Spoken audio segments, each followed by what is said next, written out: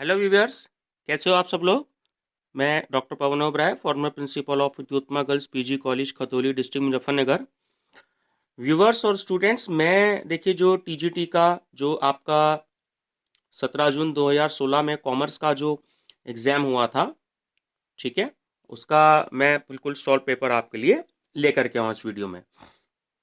और मैं आप सबको एक ही सजेशन देना चाहूँगा कि जो भी मेरी एमसीक्यूज सीरीज चल रही है इस समय, principles of marketing, money and financial system, e commerce, auditing और कॉर्पोरेट अकाउंटिंग, और इसके बाद मैं जल्द शुरुआत करने जा रहा हूँ मैनेजमेंट अकाउंटिंग के भी एमसीक्यूज की। तो आप study with doctor Pawan Oberoi channel को सब्सक्राइब करके उन सारी वीडियोस को देखें। उसमें मैं चैप्टर वाइज क्वेश्चंस करा रहा हूँ, ठीक है, और चैप्टर वाइज भी वो सारे क्वेश्चंस हैं टॉपिक वाइज बने हुए हैं, ठीक है। बहुत मेहनत करके उन क्वेश्चंस को मैंने तैयार किया है और उनके क्वेश्चंस बैंक सीरीज भी जो है वो मैं तैयार कर रहा हूँ, जल्दी वो आपको मिल जाएगी। तो मेरा सजेशन है कि आप इस पेपर के लिए कम से कम उन वीडियोस को चैप्टर वाइज मेरा चैनल सब्सक्राइब करके जरूर देखें, ताकि आपका जो एग्जाम है वो अच्छे से क्लियर हो जाए। तो चलिए स्टूडेंट्स, स्टार्ट करते हैं 17 जून 2016 का क्वेश्चन पेपर। तो क्वेश्चन नंबर 1 है कि सांख्यिकी शब्द को किस रूप में प्रयोग किया जाता है। तो देखिए स्टूडेंट, सांख्यिकी शब्द को जो है इंग्लिश में स्टैटिस्टिक्स बोलते हैं। तो केवल एक वचन और केवल बहुवचन दोनों ही रूपों में हम इसको प्रयोग करते हैं। तो सही आंसर है ऑप्शन नंबर सी, उपयुक्त दोनों। क्वेश्चन नंबर 2, सांख्यिकी को उचित रूप से माध्यमों का विज्ञान कहा जा सकता है। तो यह परिभाषा किसकी है।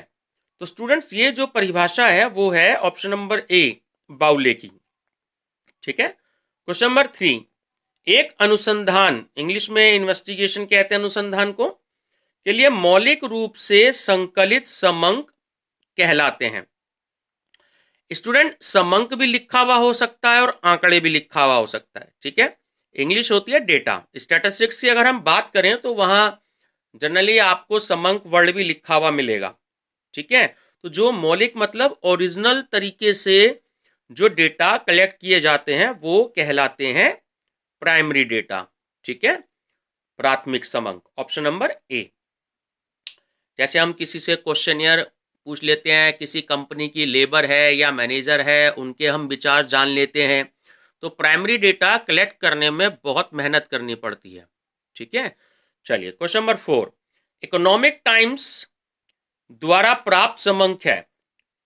तो आंसर है आपका ऑप्शन नंबर ए, द्वितीयक, यानी कि secondary data. Economics time actually क्या है कि हम किसी का पब्लिश डेटा यूज कर रहे हैं, ठीक है। ऑलरेडी किसी ने उस डेटा पर ऑलरेडी पहले से मेहनत कर ली है, तो हम उस डेटा को दोबारा यूज कर रहे हैं, या तो पढ़ने के लिए या अपने रिसर्च पेपर के लिए, ठीक है, या अपनी पीएचडी की थीसिस के लिए अगर हम यूज कर रहे हैं पहले से किसी भी डेटा को, तो वो हमारा सेकेंडरी डेटा हो जाता है, ठीक है। क्वेश्चन नंबर 5, प्राथमिक समंक द्वितीयक समंकों की तुलना में, ऑप्शन नंबर बी करेक्ट है कि अधिक विश्वसनीय होते हैं, ठीक है। देखिए प्राथमिक जो समंक है, प्राइमरी डाटा, जैसे मैंने बताया, ये बहुत मेहनत करके खुद से तैयार किए जाते हैं।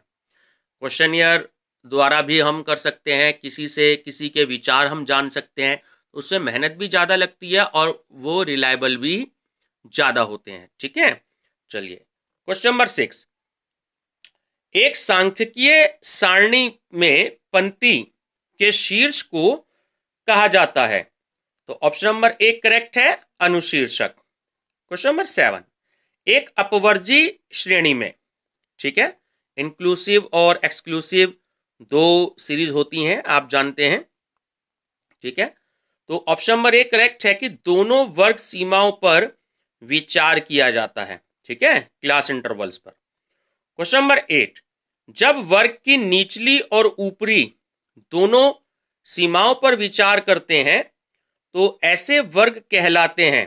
तो आंसर है आपका ऑप्शन नंबर ए, उपवर्जी।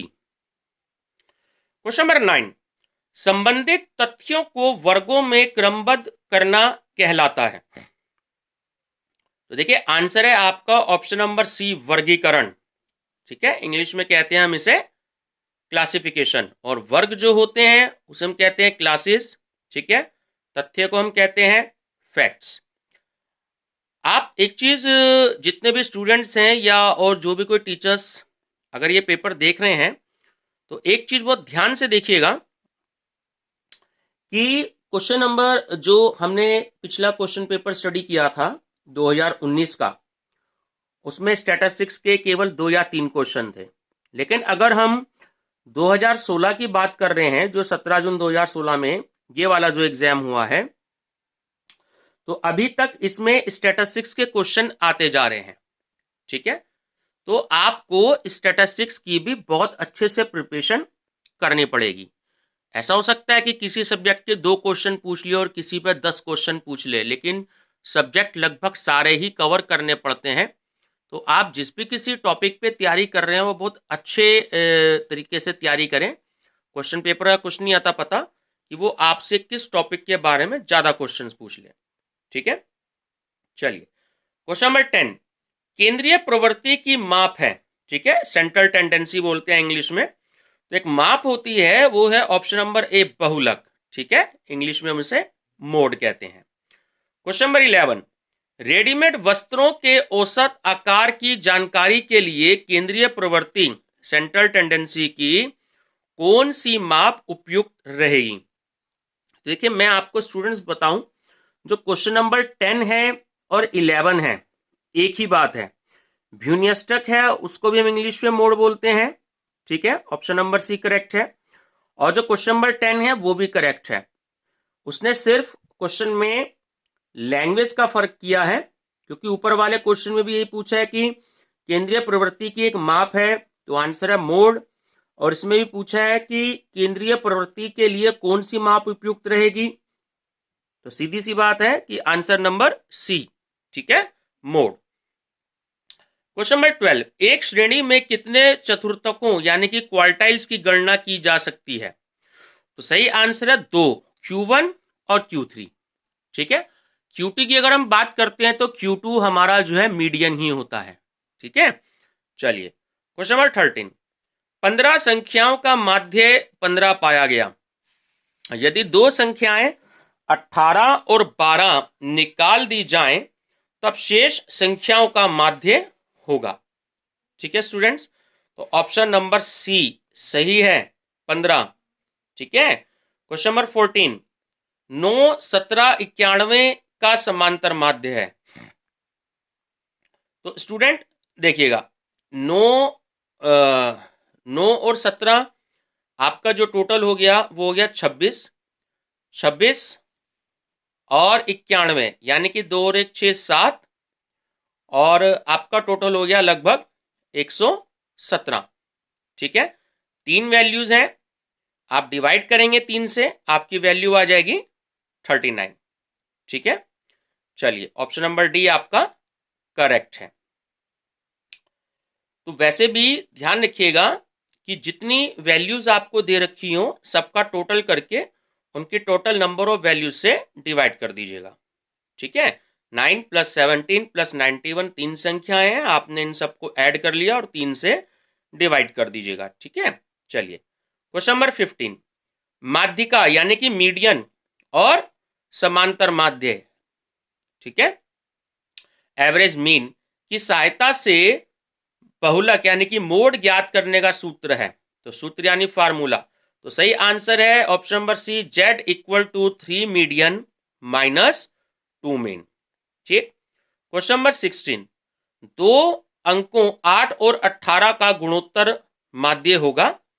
तो स्टूडेंट जब हम इसे सॉल्व करेंगे तो हमारा आंसर आएगा ऑप्शन नंबर ए, 12। ठीक है, क्वेश्चन नंबर 17, असमान पद मूल्यों, पद मूल्य मतलब जो आइटम वैल्यू है उसकी दशा में, तो आपका answer option number A correct है। क्वेश्चन नंबर 18, अपकिरण की आदर्श माप कही जाती है। ठीक है, जो डिस्पर्जन है, इंग्लिश में बोलते हैं डिस्पर्जन, इसकी जो एक आइडियल जो मेजरमेंट है स्टूडेंट, उसे हम मानते हैं स्टैंडर्ड डिविएशन को, प्रमाप विचलन को। ठीक है, ऑप्शन नंबर पी करेक्ट है। क्वेश्चन नंबर 19, विस्तार गुणांक निम्नलिखित में से कोई एक है। जो रेंज है तो हमारा उसका फार्मूला ये होता है largest value minus smallest value divided by largest value plus smallest value. तो ऑप्शन ए आपका करेक्ट है। क्वेश्चन नंबर 20, यदि प्रसरण यानी कि वेरिएंस 144 है तो मानक विचलन आपका क्या होगा। ठीक है, तो स्टूडेंट यदि वेरिएंस आपका 144 है तो स्टैंडर्ड डिविएशन आपका 12 होगा। रूट आप इसका कैलकुलेट कर लेंगे 144 का, तो आंसर आएगा आपका 12। क्वेश्चन नंबर 21, यदि एवरेज मीन आपका 25 है और स्टैंडर्ड डिविएशन जो है आपका 6.25 है, तो आपका विचरण गुणांक क्या होगा, कोफिशिएंट ऑफ वेरिएशन। ठीक है स्टूडेंट्स, आप इसमें फार्मूला लगा के सॉल्व करेंगे, ऑप्शन नंबर बी आपका करेक्ट आएगा। ठीक है, 25। क्वेश्चन नंबर 22, देखिए क्वेश्चन मैंने अपना जो ऑडिटिंग है उसमें करवाया हुआ है। जैसे कि मैंने आपको अभी एक सजेशन दिया कि ऑडिटिंग के अब तक मैं 5 चैप्टर्स जो है वो अपलोड कर चुका हूं वाउचिंग तक के। तो जिसने ना देखे हो तो आप उस वीडियो को मेरा चैनल सब्सक्राइब करके देख सकते हैं, study with doctor Pawan Oberoi. तो पुस्तपालन का कार्य जहां समाप्त होता है वहां से लेखाकर्म का कार्य प्रारंभ होता है, और जहां पर लेखाकर्म का कार्य समाप्त होता है वहां से ऑडिटिंग यानी कि अंकेक्षण का कार्य प्रारंभ होता है। ऑप्शन नंबर ए। क्वेश्चन नंबर 23, निम्नलिखित में से कौन सी चल संपत्ति नहीं है। ठीक है, तो सही आंसर है आपका option number D correct, purchases जो होता है वो हमारी चल संपत्ति नहीं होता। क्वेश्चन नंबर 24, छल कपट में निम्नलिखित शामिल है।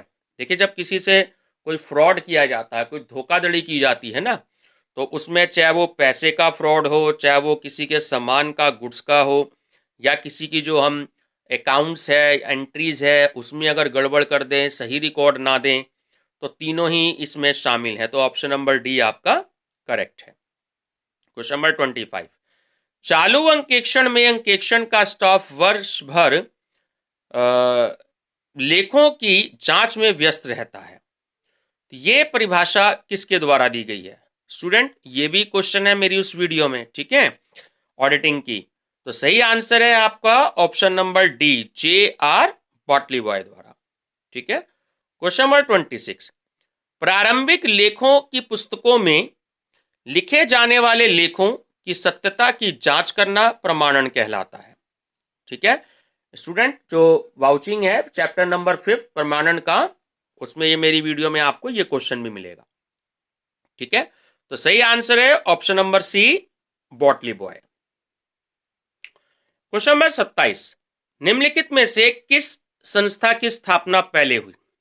स्टूडेंट ऐसे क्वेश्चंस बहुत एग्जाम में पूछे जाते हैं, तो इसके लिए सिर्फ एक ही तरीका यह है कि आपको ईयर याद रखना पड़ेगा। ठीक है, कि किस संस्था की स्थापना किस ईयर में हुई है। ठीक, तो इसमें ऑप्शन नंबर सी करेक्ट है। ठीक है, IFC industrial finance corporation. Question number 28, प्रबंध नियोजन तथा सांसी की क्रियाओं पर नियंत्रण रखने की प्रक्रिया है। ठीक है, यह परिभाषा किसने दी है। तो स्टूडेंट ये जो परिभाषा दी है ना, ये ना तो EFL बेच के द्वारा दी गई है, या ना लॉरेंस के द्वारा दी गई है, ना थियो हेमन के द्वारा दी गई है। ठीक है, तो ऑप्शन नंबर डी करेक्ट है। क्वेश्चन नंबर 29, प्रबंध केवल निर्णय करने तथा मानव की क्रियाओं पर नियंत्रित करने की विधि है ताकि निर्धारित लक्ष्यों की प्राप्ति हो जाए। यह परिभाषा किसने दी है स्टूडेंट, इस परिभाषा को याद करके जाइएगा क्योंकि ये परिभाषा जो है कई कंपटीशन में आ चुकी है, बीएड एग्जाम्स में भी आ चुकी है। तो सही आंसर है option number B Stanley Vance. Question number 30, प्रबंध में निम्नलिखित सम्मिलित है। तो स्टूडेंट जो प्रोडक्शन का मैनेजमेंट होता है, जो फाइनेंशियल मैनेजमेंट होता है और जो परचेज मैनेजमेंट होता है, ये जो है सभी इसमें सम्मिलित होते हैं। ठीक है, तो सही आंसर है ऑप्शन नंबर डी। ठीक है, क्वेश्चन नंबर 31, उच्च स्तरीय प्रबंधक में प्रबंध में शामिल है। ठीक है, एक होता है आपका टॉप लेवल मैनेजमेंट, एक होता है आपका मिडिल लेवल मैनेजमेंट और एक होता है आपका लोअर लेवल मैनेजमेंट। ठीक है, तो जो भी कोई किसी कंपनी के चेयरमैन होते हैं या बोर्ड ऑफ डायरेक्टर्स होते हैं ना, तो वो ही उसमें शामिल होते हैं, ध्यान रखिएगा। क्वेश्चन नंबर 32, प्रबंध को पेशा माना जा सकता है क्योंकि, तो ऑप्शन नंबर डी करेक्ट है कि यह शिक्षण और प्रशिक्षण से प्राप्त होता है। ठीक है, क्वेश्चन नंबर 33, प्रबंध है तो स्टूडेंट विज्ञान भी है और कला भी है। ठीक है, दोनों है, ऑप्शन नंबर डी करेक्ट है। क्वेश्चन नंबर 34, व्यवसाय के विभिन्न अंगों में प्रभावपूर्ण सहयोग स्थापित करने की विशिष्ट प्रक्रिया का नाम है। तो आंसर है आपका संगठन प्रबंध। अब स्टूडेंट्स आप एक चीज जरा यहां पे ध्यान दीजिएगा कि जो एग्जामिनर ने 2016 में क्वेश्चन पेपर पूछा, तो उसमें शुरू के जो 21 क्वेश्चन है 125 में से, वो तो आपसे उसने पूछ लिए बिजनेस स्टैटिस्टिक्स के। ठीक है, और क्वेश्चन नंबर 22 से लेकर के क्वेश्चन नंबर 26 तक, यानी 5 क्वेश्चन उसने आपसे पूछ लिए ऑडिटिंग के। अभी एक क्वेश्चन उसने आपसे पूछा है इंडियन इकोनॉमी से रिलेटेड, क्वेश्चन नंबर 27, या मनी एंड फाइनेंशियल इंस्टीट्यूशंस या मनी एंड बैंकिंग। तो स्टूडेंट्स मेरी मनी एंड बैंकिंग के नाम से भी मैंने कई वीडियो अपलोड कर रखी हैं अपनी, तो आप इसको जरूर देखिए, और बहुत सारे ईयर्स में आए हुए क्वेश्चंस को मैंने उसमें से लिया है। अब आप ध्यान दें कि क्वेश्चन नंबर 28 से लेकर के अब तक हम 34 स्टडी कर चुके हैं, अभी भी मैनेजमेंट के ही क्वेश्चंस चल रहे हैं। ठीक है, चलिए आगे देखते हैं। क्वेश्चन नंबर 35, प्रबंध की विशेषता है। तो तीनों ही स्टूडेंट्स विशेषता है, प्रबंध एक प्रक्रिया भी है, प्रबंध एक सामाजिक प्रक्रिया भी है, और प्रबंध एक सामूहिक प्रक्रिया भी है। ठीक है, सही आंसर है ऑप्शन नंबर डी, उपयुक्त सभी। क्वेश्चन नंबर 36, कर्मचारियों के कार्यों का निरीक्षण एवं निर्देशन का कार्य किया जाता है। ठीक है, तो सही आंसर है ऑप्शन नंबर बी, निम्न स्तरीय प्रबंध में। देखिए इस क्वेश्चन में पूछ लिया, मैंने आपसे भी डिस्कस किया था कि टॉप लेवल मैनेजमेंट होता है, मिडिल लेवल मैनेजमेंट होता है और लोअर लेवल मैनेजमेंट होता है। ठीक है, तो जो निम्न स्तरीय जो लोअर लेवल मैनेजमेंट के होते हैं, वही लोग जो हैं कर्मचारियों के कार्यों का निरीक्षण करते हैं, इंस्पेक्शन करते हैं और उनको डायरेक्शन देते हैं। ठीक है, या इंस्ट्रक्शंस देते हैं। क्वेश्चन नंबर 37, पर्यवेक्षक सुपरवाइजर कहा जाता है ऐसे व्यक्तियों को जो, ऑप्शन बी करेक्ट है, कार्य के संबंध में कर्मचारियों को निर्देश देते हैं।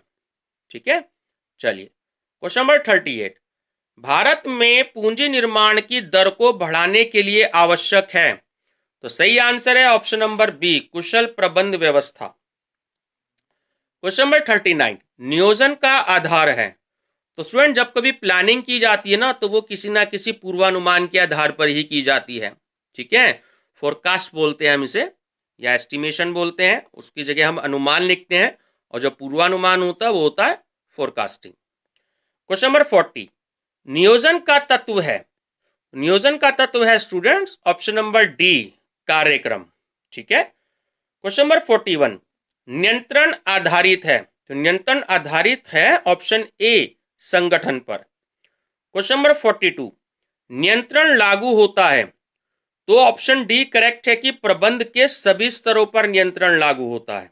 ठीक है, क्वेश्चन नंबर 43, प्रबंध के प्रमुख एवं सहायक कार्यों का आधार है नियोजन।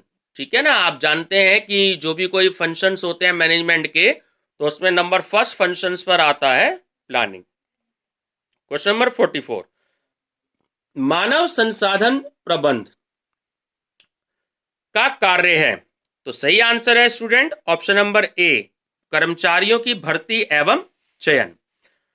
अब आप स्टूडेंट ध्यान देंगे क्वेश्चन नंबर 28 से लेकर के क्वेश्चन नंबर 43 तक आपके जो हैं 16 क्वेश्चन हो गए लगभग, ये आपके प्रिंसिपल्स ऑफ मैनेजमेंट के हो गए या बिजनेस मैनेजमेंट के क्वेश्चन हो गए।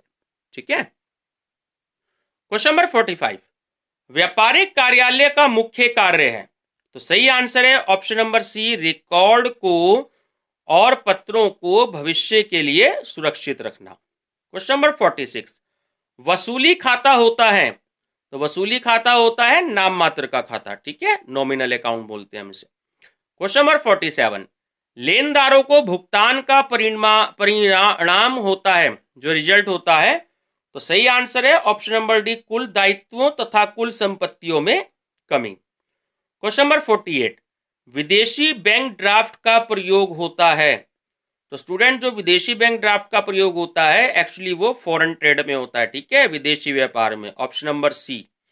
क्वेश्चन नंबर 49, निम्न में से कौन सी अशुद्धि तलपट के मिलान में बाधक होती है, यानी ट्रायल बैलेंस में, तो सही आंसर है क्षति पूरक। ये पूर्णतः गलत लिखा है स्टूडेंट, तो क्षति पूरक वर्ड होता है, तो क्षति पूरक जो है वो अशुद्धि होती है।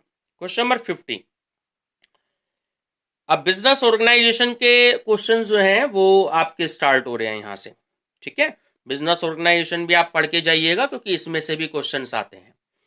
तो क्वेश्चन नंबर 50, व्यापारिक संगठन के प्रारूप हैं, तो तीनों ही होते हैं, एकल व्यवसाय भी होता है, साझेदारी भी होती है और कंपनी भी होती है, तो ऑप्शन नंबर डी करेक्ट है, ठीक है, ये सभी। क्वेश्चन नंबर 51, प्राइवेट कंपनी में सदस्यों की जो न्यूनतम संख्या होती है तो वो होती है स्टूडेंट्स 2, ठीक है। चलिए क्वेश्चन नंबर 52, आय और व्यय का लेख दिखाता है, तो ना वो आपका ग्रॉस प्रॉफिट दिखाता है, ना वो नेट प्रॉफिट दिखाता है और ना वो फाइनेंशियल सिचुएशन को दिखाता है, ठीक है, इनमें से कोई नहीं करेक्ट आंसर है। क्वेश्चन नंबर 53, भारतीय साझेदारी अधिनियम कब बना था, स्टूडेंट ये क्वेश्चन बहुत पूछा गया है कई एग्जाम्स में, ठीक है, तो 1932 सही आंसर है। क्वेश्चन नंबर 54, सार्वजनिक कंपनी यानी जो पब्लिक कंपनी है उसमें सदस्यों की न्यूनतम संख्या होती है 7 और मैक्सिमम कुछ नहीं होती, अनलिमिटेड होती है, ठीक है। और जो अभी हमने क्वेश्चन स्टडी किया क्वेश्चन नंबर 51 कि प्राइवेट कंपनी में सदस्यों की न्यूनतम संख्या होती है 2 और मैक्सिमम होती है 200। क्वेश्चन नंबर 55, अर्थशास्त्र धन का विज्ञान है, ये परिभाषा किसके द्वारा दी गई है स्टूडेंट सॉरी, ये परिभाषा दी गई है ऑप्शन नंबर ए एडम स्मिथ द्वारा, ठीक है। और यहां ये भी क्वेश्चन आ जाए कि अर्थशास्त्र का जनक किसे कहा जाता है, फादर किसे कहा जाता है, who is the father of economics, तो भी आंसर है आपका Adam Smith. Question number 56, Bharat में सबसे बड़ा बैंक कौन सा है, तो स्टूडेंट सबसे बड़ा बैंक है ऑप्शन नंबर बी भारतीय स्टेट बैंक। क्वेश्चन नंबर 57, मांग शब्द का अभिप्राय मांगी गई उस मात्रा से लगाया जाना चाहिए जो निश्चित कीमत पर क्रय की जाती है, तो स्टूडेंट बहुत इंपॉर्टेंट डेफिनेशन है, ध्यान रखना, प्रोफेसर बेहनम में दी थी, ठीक है, कई कंपटीशन में पूछी गई है ये। क्वेश्चन नंबर 58, मांग को प्रभावित करने वाले प्रमुख तत्व हैं, तो सही आंसर है ऑप्शन नंबर डी, ये सभी वस्तु की उपयोगिता भी होती है और आय का स्तर भी होता है और वस्तु की कीमत भी होती है, ठीक है, तो सारे ही इसमें इन्वॉल्व होते हैं, ऑप्शन नंबर डी करेक्ट है। क्वेश्चन नंबर 59, अब देखिए एक क्वेश्चन दोबारा इन्होंने बीच में यहां पर जो है ऑडिटिंग का रख दिया कि आंतरिक अंकेक्षक किसके द्वारा किया जाता है, ठीक है, तो जो संस्था के कर्मचारी होते हैं उनके द्वारा किया जाता है, ऑप्शन नंबर डी करेक्ट है। क्वेश्चन नंबर 60, जब किसी वस्तु की कीमत में अत्यंत सूक्ष्म परिवर्तन हो और मांग में बहुत अधिक परिवर्तन हो तो ऐसी वस्तु की मांग क्या होती है, वो लोचदार होती है, फ्लेक्सिबल। क्वेश्चन नंबर 61, उत्पत्ति के नियम के प्रकार हैं, तो सही आंसर है देखो तीनों ही है, उत्पत्ति वृद्धि नियम भी होता है, उत्पत्ति समता नियम भी होता है और उत्पत्ति ह्रास नियम भी होता है, ठीक है, तो तीनों ही इन्वॉल्व होते हैं, तो सही आंसर है option number D. Question number 62, निम्नलिखित में से कौन सा ऐसा कार्य है जिसे रिजर्व बैंक ऑफ इंडिया नहीं करता, ये क्वेश्चन भी स्टूडेंट्स बहुत आया है, मैंने कई बार बताया है, तो साख निर्माण इंग्लिश में कहते हैं, क्रेडिट क्रिएशन, वो रिजर्व बैंक नहीं करता है, ठीक है। क्वेश्चन नंबर 63, विज्ञापन की विधियां हैं, तो स्टूडेंट तीनों ही विधियां हैं विज्ञापन की, टेलीविजन में आप देखते हैं वो भी और रेडियो में आते हैं वो भी, और जो न्यूज़पेपर आते हैं समाचार पत्र आते हैं उसमें भी एडवर्टीजमेंट होते हैं। और मैं आपकी जानकारी के लिए बता दूं कि जो फ्रंट पेज का ऐड होता है, जैसे हमारे वाला दैनिक जागरण में आप देखते हो कि पूरे पूरे पेज पर ऐड आता है तो कम से कम ये 1,50,000 रुपये या 1,75,000 रुपये तक के ऐड होते हैं। और जो त्योहार होते हैं, त्योहारों के इन दिनों में इनके रेट और ज्यादा हाई हो जाते हैं। क्वेश्चन नंबर 64, गत वर्ष का क्या अर्थ है? ठीक है, प्रीवियस ईयर। तो सही आंसर है ऑप्शन नंबर डी, कर निर्धारण वर्ष से पूर्व का वित्तीय वर्ष। अब देखिए स्टूडेंट्स, ये कई बार क्या करते हैं कि बीच बीच में एक आध क्वेश्चन किसी दूसरे सब्जेक्ट का बीच में रख देते हैं। अच्छा भला देखिए वहां क्वेश्चन चल रहे हैं आपके इकोनॉमिक्स के, तो इन्होंने एक क्वेश्चन बीच में रख दिया ऑडिटिंग का, ठीक है, क्वेश्चन नंबर 59। फिर उसके बीच में इन्होंने क्वेश्चन नंबर 64 जो है वो आपको फिर इनकम टैक्स का दे दिया है, ठीक है। फिर दोबारा से इकोनॉमिक्स के क्वेश्चन और उसके बाद फिर अकाउंटेंसी के क्वेश्चन स्टार्ट हैं, तो बीच बीच में ये एक दो क्वेश्चन बदलते रहते हैं। क्वेश्चन नंबर 65, पूर्ण प्रतियोगिता वह स्थिति है जिसमें बहुत सी फर्म एक समान वस्तुएं बेचती हैं और इनमें से किसी भी फर्म की स्थिति यह नहीं होती कि वह बाजार कीमत को प्रभावित कर सके। स्टूडेंट बहुत इंपॉर्टेंट डेफिनेशन है, ठीक है। ये दी है श्रीमती जो है जॉन रॉबिन्सन द्वारा। क्वेश्चन नंबर 66, पुस्तपालन व्यापारिक तथा अन्य व्यवहारों का मौद्रिक रूप में लेखा करने की कला है, ठीक है। ये भी बहुत इंपॉर्टेंट है। ये परिभाषा किसने दी है? तो ये दी है ऑप्शन नंबर ए, स्पाइसर एवं पैगलर द्वारा। क्वेश्चन नंबर 67, ठीक। अब अकाउंट्स के आप पे क्वेश्चन स्टार्ट हो रहे हैं, ठीक है, अकाउंटेंसी के दोबारा से। क्वेश्चन नंबर 67, दोहरा लेखा प्रणाली पुस्तपालन की वह प्रणाली है जिसमें व्यक्तिक तथा अव्यक्तिक खातों द्वारा लेखा किया जाता है। ये परिभाषा किसकी है? ये परिभाषा ना तो विलियम पिकल्स की है, ना एमजे व्हीलर की है, ठीक है, और ना आर.एन. कार्टर की है, ठीक है। सही आंसर है उपयुक्त में से किसी के द्वारा नहीं। क्वेश्चन नंबर 68, दोहरा लेखा प्रणाली के सिद्धांतों को प्रथम बार प्रकाशित करने वाला व्यक्ति कौन था? ठीक है, तो आप सब जानते हैं, ल्यूकास पेसियोली। क्वेश्चन नंबर 69, किस अवधारणा के अनुसार वित्तीय विवरणों के द्वारा समस्त आवश्यक सूचनाओं का प्रकटीकरण, इंग्लिश में डिस्क्लोजर बोलते हैं, आवश्यक होता है? तो सही आंसर है ऑप्शन नंबर सी, पूर्ण प्रकटीकरण की अवधारणा। क्वेश्चन नंबर 70, रहतिये यानी जो स्टॉक है उसका जो मूल्यांकन होता है वो किस पे किया जाता है? ठीक है, आंसर नंबर सी करेक्ट है, जो कॉस्ट प्राइस होता है, ठीक है, या जो मार्केट वैल्यू होता है, जो दोनों में कम हो, ठीक है। चलिए क्वेश्चन नंबर 71, जर्नल में कितने खाने बनाए जाते हैं? तो हम सब जानते हैं 5 खाने। क्वेश्चन नंबर 72, मशीनरी खरीदी, इसके जर्नल लेखे में मशीन खाता क्या होगा? डेबिट होगा। जितनी भी एसेट्स होती हैं वो डेबिट में जाती हैं, ठीक है। क्वेश्चन नंबर 73, खाता बही में कितने खाने होते हैं? यानी जो लेजर होता है ये आपसे पूछ रहा है, तो ऑप्शन नंबर सी करेक्ट है, 8। क्वेश्चन नंबर 74, ट्रायल बैलेंस में कितने खाने होते हैं?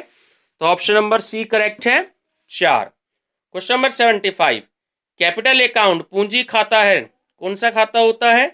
पर्सनल खाता, ऑप्शन नंबर ए, ठीक है। क्वेश्चन नंबर 76, ये बहुत बार पूछा गया है और मैं भी अपनी वीडियो में कई बार ये बता चुका हूं, उसे कई वीडियो में ये क्वेश्चन है कि जो रेपो रेट होती है, रेपो दर वो दर है जिस पर, ऑप्शन नंबर ए करेक्ट है, कि बैंकों द्वारा आरबीआई से धन लिया जाता है।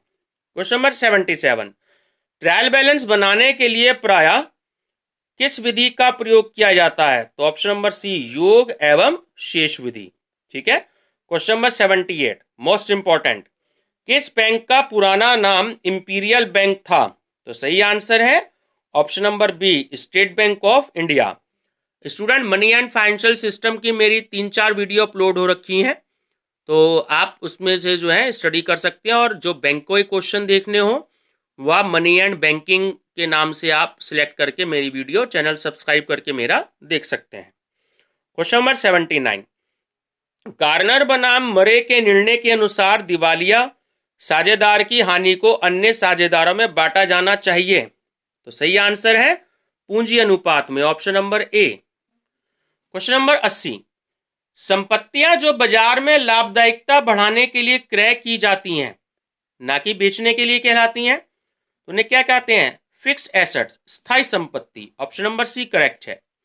क्वेश्चन नंबर 81, चालू दायित्व बराबर होते हैं, ठीक है, करंट लायबिलिटीज जो होती हैं वो इक्वल होती हैं, ऑप्शन नंबर ए current assets minus working capital. Question number 82, योजना आयोग का अध्यक्ष होता है, ठीक है, देखिए बहुत बार ये क्वेश्चन पूछा जाता है, मैं बार बार बता देता हूं कि अब जो नाम है वो नीति आयोग है और नीति आयोग के अध्यक्ष जो होते हैं वो प्रधानमंत्री होते हैं, ठीक है, प्राइम मिनिस्टर, जैसे इस समय नरेंद्र मोदी जी हैं, ठीक। क्वेश्चन नंबर 83, निम्नलिखित में से कौन एक निश्चित तिथि की स्थिति को दर्शाता है? तो आप सब जानते होंगे, balance sheet, option number D. Question number 84, balance sheet में निम्नलिखित में से किसे दिखाया जाता है? तो आप जानते हैं कि एसेट्स को, अब यहां पर देखिए इन्होंने दोनों चीज दे रखी हैं, जो आपकी वास्तविक संपत्तियां होती हैं और जो कृत्रिम संपत्तियां होती हैं, जो आर्टिफिशियल एसेट्स हैं उन्हें भी और जो आपकी रियल एसेट्स हैं उन्हें भी, ठीक है, दोनों को हम इसमें शो करते हैं। क्वेश्चन नंबर 85, अदत्त व्ययों को यदि ट्रायल बैलेंस में दिया गया है तो इसे दिखाया जाएगा, जो हमारे आउटस्टैंडिंग एक्सपेंसेस हैं, ठीक है, तो इसे हम दिखाएंगे बैलेंस शीट के लायबिलिटीज साइड में। क्वेश्चन नंबर 86, पूर्वदत्त किराया, जो प्रीपेड जो रेंट है, यदि ट्रायल बैलेंस में दिया हो तो इसे कहां दिखाया जाएगा? तो स्टूडेंट इसे दिखाया जाएगा बैलेंस शीट की एसेट साइड में, ठीक है, option number D. Question number 87, यदि क्लोजिंग स्टॉक एडजस्टमेंट में दिया गया है तो इसे दिखाया जाएगा, तो ऑप्शन नंबर सी करेक्ट है कि आपके व्यापार खाते में, ठीक है, ट्रेडिंग अकाउंट में और आपकी बैलेंस शीट की एसेट साइड में, ठीक है, क्लोजिंग स्टॉक की दो जगह एडजस्टमेंट होती है, ठीक है। क्वेश्चन नंबर 88, पार्टनरशिप में कम से कम, ठीक है, सदस्य होने चाहिए, वो होने चाहिए 2, ऑप्शन नंबर बी करेक्ट है। क्वेश्चन नंबर 89, सामान्य साझेदारी व्यवसाय में सदस्यों की अधिकतम संख्या कितनी होनी चाहिए? 20, ऑप्शन नंबर सी करेक्ट है। और जो बैंकिंग बिजनेस होता है उसमें होनी चाहिए 10, ठीक है। क्वेश्चन नंबर 90, पार्टनरशिप डीड की अनुपस्थिति में साझेदारी के ऋण पर कितना वार्षिक ब्याज दिया जाता है? तो सही आंसर है option number B 6%। Question number 91, अधिकार अंशों का आशय उन अंशों से है जो आपके प्रेफरेंस शेयर होते हैं, ठीक है, ऑप्शन नंबर ए करेक्ट है कि कंपनी के विद्यमान जो शेयर होल्डर्स होते हैं अंशधारी, उनको जारी किया जाता है, निर्गमित किया जाता है, जारी किया जाता है, इशू किया जाता है, एक ही बात है। क्वेश्चन नंबर 92, साझेदारों का दायित्व होता है, तो सही आंसर है ऑप्शन नंबर बी असीमित। क्वेश्चन नंबर 93, जब आहरण यानी कि जो ड्राइंग्स होते हैं वो मंथ के लास्ट में लिए जाते हैं तो ड्राइंग्स पर कितने महीने का ब्याज लगाया जाता है? तो सही आंसर है 5.5 मंथ का। क्वेश्चन नंबर 94, एसेट्स और लायबिलिटीज का डैश पूंजी के निर्धारण के लिए किया जाता है, तो सही आंसर है ऑप्शन नंबर ए पुनर्मूल्यांकन, रिवैल्यूएशन के लिए। क्वेश्चन नंबर 95, फर्म के लाभों का हिस्सा प्राप्त करने के लिए नए साझेदार को, ऑप्शन नंबर बी करेक्ट है कि ख्याति यानी गुडविल की राशि देनी पड़ती है। क्वेश्चन नंबर 96, दोहरा लेखा प्रणाली का प्रारंभ कहां हुआ? तो सही आंसर है ऑप्शन नंबर बी इटली में। स्टूडेंट्स मैं आपको बता दूं, इटली में जो ल्यूकस पेसियोली जी थे जिन्होंने डबल एंट्री सिस्टम डेवलप करी थी, तो ये इटली के वेनिस नगर में रहते थे, ठीक है, और ये एक बहुत बड़े मर्चेंट भी थे और उस समय ये बहुत अच्छे जो है मैथमेटिक्स के प्रकांड विद्वान कहे जाते थे, ठीक है, ध्यान रखेंगे, वेनिस नगर भी कभी कभी पूछ लिया जाता है तो आपको याद रखना है। क्वेश्चन नंबर 97, जब दो या दो से अधिक फर्मों का मिश्रण होता है तो इसे कहा जाता है एकीकरण, ठीक है, इंग्लिश में कहते हैं एमैल्गेमेशन। क्वेश्चन नंबर 98, गौतम तथा महावीर एक फर्म में 5:3 के अनुपात में साझेदार थे, उन्होंने नवीन को 1/5 भाग के लिए साझेदार बनाया, साझेदारों का जो नया प्रॉफिट लॉस रेशियो होगा वो क्या होगा? तो स्टूडेंट सही आंसर होगा आपका 5:3:2।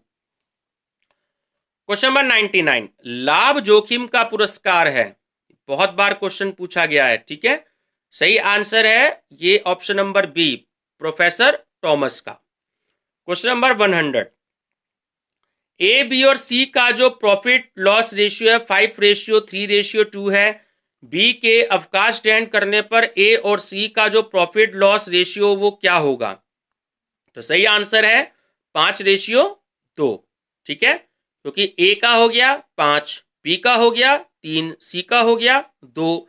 अब गया कौन इसमें से? बी गया, तो बी का 3 हट गया, तो 5:2। क्वेश्चन नंबर 101, गोपनीयता की दृष्टि से जो व्यवसायिक संगठन है उसका कौन सा स्वरूप श्रेष्ठ है? तो सही है ऑप्शन नंबर ए, एकाकी व्यापार। ठीक है। क्वेश्चन नंबर 102, साझेदार के अवकाश ग्रहण करने पर उसके हिस्से की ख्याति शेष साझेदारों के पूंजी खाते में किस अनुपात में डेबिट की जाएगी? तो सही आंसर है ऑप्शन नंबर बी, लाभ प्राप्ति। क्वेश्चन नंबर 103, फर्म के समापन पर संपत्तियों का ट्रांसफर करने पर वसूली खाता किया जाता है। तो सही आंसर है option number B, credit. Question number 104, अंश आवंटन की जो शेयर अलॉटमेंट होते हैं उसकी राशि देय होने पर शेयर अलॉटमेंट अकाउंट किया जाता है, तो स्टूडेंट डेबिट किया जाता है। ठीक है, तो शेयर अलॉटमेंट के अमाउंट जब देय होते हैं यानी ड्यू होते हैं तो शेयर में अलॉटमेंट अकाउंट को डेबिट करते हैं। क्वेश्चन नंबर 105, प्रथम याचना की राशि प्राप्त होने पर बैंक अकाउंट किया जाता है। जो फर्स्ट कॉल होती है जब उसका अमाउंट रिसीव हो जाता है तो बैंक अकाउंट को हम करते हैं डेबिट। क्वेश्चन नंबर 106, अंशों का हरण, ठीक है, इंग्लिश में बोलते हैं फॉरफीचर ऑफ शेयर। तो अंशों का हरण करने पर जो अंश पूंजी खाता होता है वो किया जाता है, वो डेबिट किया जाता है। क्वेश्चन नंबर 107, अंश हरण की दशा में अंश हरण खाता क्रेडिट किया जाता है। तो सही आंसर है ऑप्शन नंबर ए, प्राप्त राशि से। क्वेश्चन नंबर 108,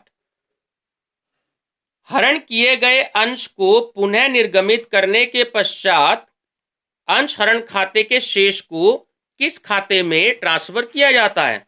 तो सही आंसर है ऑप्शन नंबर बी, पूंजी संचय, capital reserve. Student, corporate accounting की मैंने जो बीकॉम थर्ड ईयर की एमसीक्यू सीरीज स्टार्ट कर रखी है, तो आप उसको देख सकते हैं मेरा चैनल सब्सक्राइब करके। अब तक मैं 2 पार्ट बना चुका हूं चैप्टर नंबर फर्स्ट के। ठीक है, ये पूरी मैं कॉर्पोरेट अकाउंटिंग जो सिलेबस में है तो उसमें मैं तकरीबन 8-9 चैप्टर्स लगभग कंप्लीट ही कराऊंगा। तो अगर किसी को फुल डिटेल स्टडी करनी है कॉर्पोरेट अकाउंटिंग की तो आप मेरा चैनल सब्सक्राइब करके corporate accounting part first, part second, part third इस तरीके से आप देख सकते हैं। क्वेश्चन नंबर 109, राम के पास 100 रुपए वाले 50 शेयर हैं जिन पर 80 रुपए प्रति अंश प्राप्त हो चुके हैं। तो जो फाइनल कॉल है उसका अमाउंट ना मिलने पर इन अंशों का हरण कर लिया जाता है। तो इस दशा में अंश हरण खाता क्रेडिट किया जाएगा। तो स्टूडेंट, सही आंसर है ऑप्शन नंबर बी, 4000 रुपए से। क्वेश्चन नंबर 110, यदि 10 रुपए सम मूल्य का अंश 12 रुपए में बेचा जाता है तो 2 रुपए को क्या माना जाएगा? तो माना जाएगा प्रीमियम। ठीक है, ज्यादा का अमाउंट हो गया। क्वेश्चन नंबर 111, कंपनी अधिनियम कब लागू हुआ? तो सही आंसर है option number C, 1956। Question number 112, भूस्वामी को भुगतान की जाने वाली राशि कैसे ज्ञात की जाती है? ठीक है स्टूडेंट्स, रॉयल्टी का आपका एक क्वेश्चन है तो ऑप्शन नंबर डी करेक्ट है कि रॉयल्टी या मिनिमम रेंट जो भी ज्यादा हो वसूल की गई लघु कार्य राशि यानी कि शॉर्ट वर्किंग अमाउंट। ठीक है। क्वेश्चन नंबर 113, न्यूनतम किराए की राशि निम्नलिखित में से किसके आधार पर निर्धारित की जाती है? तो सही आंसर है ऑप्शन नंबर ए, समय। ठीक है, जो मिनिमम जो आपका रेंट होता है उसका अमाउंट जो होता है वो टाइम के आधार पर जो है वो निर्धारित किया जाता है। ठीक है। क्वेश्चन नंबर 114, एक स्टूडेंट आप जरा देखिएगा एक बात नोटिस करने वाली कि यहां पर जो आपको क्वेश्चंस दिए गए आप देखिए, ये जो आपका क्वेश्चन नंबर 112 था, 113 था, 114 था। ठीक है, तो तीनों क्वेश्चंस इन्होंने इकट्ठे आपको जो है रॉयल्टी के दे दिए। ठीक है, एक ही चैप्टर के इन्होंने 3 क्वेश्चंस आपको दे दिए हैं। ठीक है, तो लघु कार्य अकाउंट के जो शेष है उसको दर्शाया जाता है, तो वो दर्शाया जाता है option number A, profit and loss account के डेबिट साइड में। क्वेश्चन नंबर 115, निम्नलिखित में से कौन सा मूल्य सबसे अधिक होता है? तो सही आंसर है ऑप्शन नंबर बी, किराया क्रय मूल्य। ठीक है, हायर परचेज वैल्यू जो होती है आपकी। क्वेश्चन नंबर 116, यदि क्रेता किस्तों का भुगतान नहीं कर पाता है तो विक्रेता, तो तीनों ही ठीक है, तो क्रेता पर वाद प्रस्तुत कर सकता है, अपनी संपत्ति वापस ले सकता है और क्रेता से क्षतिपूर्ति का प्राप्त कर सकता है। ठीक है, ऑप्शन नंबर डी करेक्ट है, उपयुक्त सभी। क्वेश्चन नंबर 117, किराया क्रय पद्धति में हायर परचेज सिस्टम में क्रेता को स्वामित्व कब प्राप्त होता है? तो सही आंसर है ऑप्शन नंबर सी, अंतिम किस्त भुगतान करने पर। जब तक जो बायर होता है वो वेंडर को यानी दुकानदार को जब तक पूरी फुल एंड फाइनल पेमेंट नहीं देता, जब तक वो जो स्वामी होता है वो दुकानदार या वेंडर ही रहता है। ठीक है, और अगर इंस्टॉलमेंट पूरी नहीं दी जाती है तो वेंडर या दुकानदार को उस एसेट्स को अपने पास लेने का अधिकार होता है, और वो जो अमाउंट जितने समय तक का दिया जाता है उसको किराए के रूप में मान लिया जाता है। ठीक है, क्वेश्चन नंबर 118, कंपनी के पार्षद सीमा नियम में कौन सी पूंजी का उल्लेख किया जाता है? तो सही आंसर है option number C, authorised capital, अधिकृत पूंजी। क्वेश्चन नंबर 19, बहुत बार ये क्वेश्चन आया है और मैंने भी कई बार बताया है इसको, कि भारत में 1 रुपए का जो नोट है वो किसके द्वारा जारी किया जाता है? तो भारत सरकार के वित्त मंत्रालय द्वारा जारी किया जाता है। तो स्टूडेंट, ये कभी कभी ऐसा भी क्वेश्चन आता है कि 1 रुपए के नोट पर जो है वो निम्नलिखित में से किसके हस्ताक्षर होते हैं?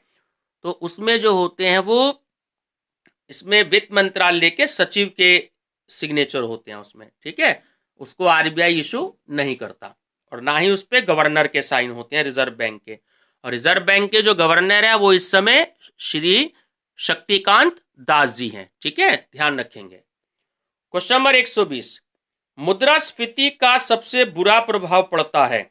ऑप्शन नंबर बी करेक्ट है, निर्धन वर्ग पर। क्वेश्चन नंबर 121, मोस्ट इंपॉर्टेंट, कई बार आया है कि नाबार्ड की स्थापना कब हुई थी? तो 12 जुलाई 1982 को। कृषि से रिलेटेड जो भी कोई फंड दिए जाते हैं, लोन दिए जाते हैं, तो उसमें सबसे बड़ा बैंक नाबार्ड माना जाता है। Question number 122, reserve bank of India का जो हेड ऑफिस है वो कहां पर है? तो स्टूडेंट, सही आंसर है ऑप्शन नंबर बी, मुंबई में। क्वेश्चन नंबर 123, क्रेता की पुस्तकों में संपत्ति की मूल कीमत से संपत्ति खाता डेबिट किया जाता है और कुल ब्याज की धनराशि से डेबिट किया जाता है, तो ब्याज संदेह खाता को। ठीक है, ऑप्शन नंबर बी करेक्ट है। क्वेश्चन नंबर 124, सांख्यिकी से अभिप्राय है। ठीक है, तो केवल समंक और केवल सांख्यिकीय विधियां दोनों से होता है, तो ऑप्शन नंबर सी करेक्ट है, उपयुक्त